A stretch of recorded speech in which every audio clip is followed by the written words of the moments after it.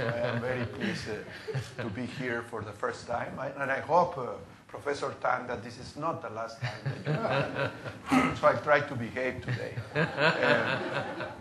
And as usual, Kishore, who is my friend, starts with an easy question.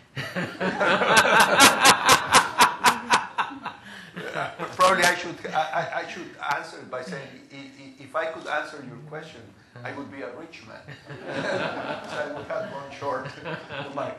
Well, no, you know, when people speak about this subprime crisis, people tend to look at the details of the crisis.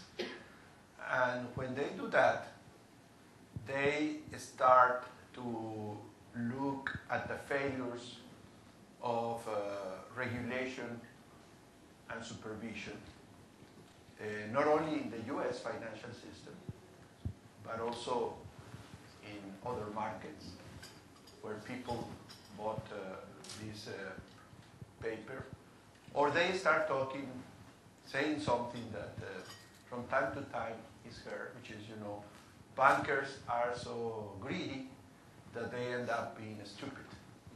And no matter what, they are bound to be in trouble from time to time. Well, I think there must be some truth to these very partial explanations. But I think, at least in my case, it is important to try to look at the whole woods.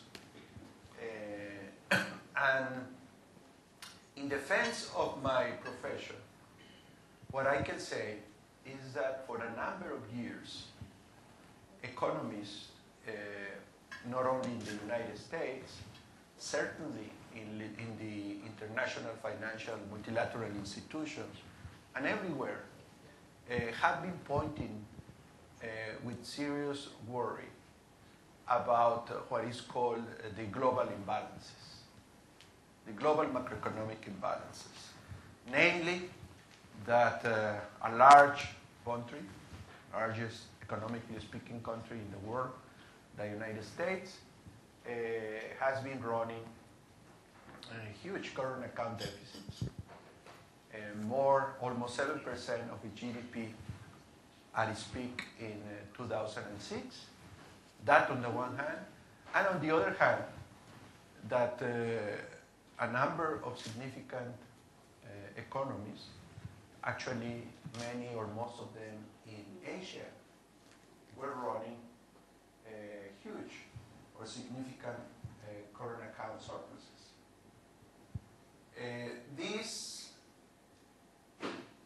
deficit in the US on the one hand, and these surpluses on the other side, well, had as a consequence that every year the US was absorbing these excess savings in other countries, and of course making its national debt increase over time.